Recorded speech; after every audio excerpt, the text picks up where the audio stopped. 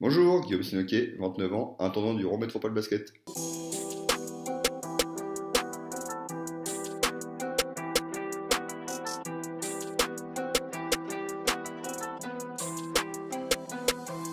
Mon travail d'intendant consiste en fait à, en gros, s'occuper de la logistique autour de l'équipe professionnelle de basket. Donc c'est-à-dire, en premier lieu, aller chercher les joueurs étrangers à l'aéroport, pour qu'ils arrivent dans la ville. En amont, bien sûr, préparer les appartements dans lesquels ils vont loger toute l'année. Et ensuite, donc, gérer tout ce qui est équipement lors des entraînements ou lors des soirs de match, c'est-à-dire maillot, ballon, plot, etc., matériel kiné, tout en rapport avec le kiné, bouteille d'eau. Et aussi la logistique au niveau des déplacements qui se fait avec le directeur administratif et financier pour tout ce qui est donc, feuille de route au niveau des hôtels, des bus et des soirs de match. Du coup. Bien sûr, s'occuper aussi des rendez-vous médicaux lorsqu'il y a des petits bobos ou des petites maladies. Donc, c'est ramener les mecs chez le médecin quand ils ne peuvent pas. Et bien sûr, gérer tout ce qui est arrêt maladie ou accident de travail avec la partie administrative du club.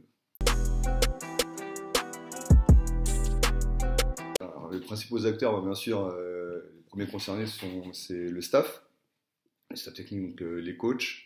Ensuite, les joueurs, c'est avec eux qu'on travaille, qu'on fait le plus d'heures ensemble en fait durant l'année.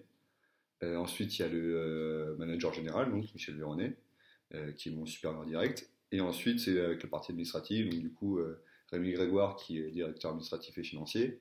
Nathalie Grard, donc Grard, ça s'écrit Gérard sans le E, hein, bien sûr, qui est la secrétaire et assistante comptable. Et aussi avec David Dubosc, qui est directeur du centre de formation, avec qui il m'arrive de travailler assez souvent. Alors pour être intendant, je dirais la qualité déjà c'est avoir des bonnes relations humaines, parce qu'en fait on vit avec l'humain et donc le sportif tout au long de l'année, donc c'est pas évident à vivre parce qu'en fait on voit les gens dans leur plus simple appareil quand même. Parce qu'ils donnent le mieux, ou des fois, bon, c'est très généralement ça, mais généralement le pire, donc on voit toutes les émotions passer durant une saison. Ensuite, je dirais la disponibilité aussi, parce que du coup, qui dit logistique, dit voilà, être présent tout le moment pour l'équipe, pour le bien de l'équipe, puis être à l'écoute, surtout à l'écoute. Même si c'est 2 secondes, 2 minutes, quoi que ce soit, mais être à l'écoute des personnes, ça peut toujours aider pour le bon fonctionnement et le bon déroulement de la saison en termes professionnels, personnels, pour toutes les personnes avec qui on travaille durant l'année.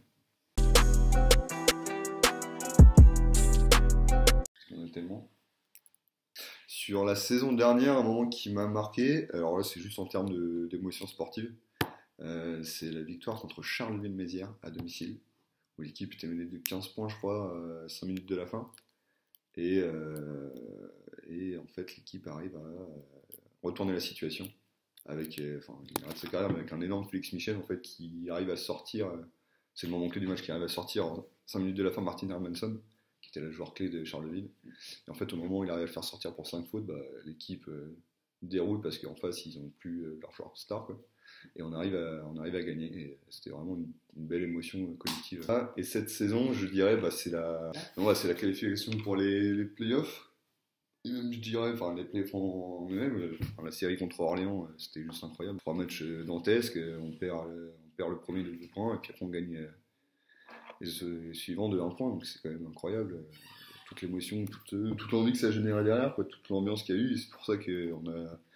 En tout cas, moi j'ai bien kiffé, et puis l'équipe aussi a kiffé le dernier match, même si c'était que sur une défaite contre Fos, où il y a eu plus de 4400 personnes qui sont venues nous voir, donc de voir un Nana rempli, ça donne des frissons.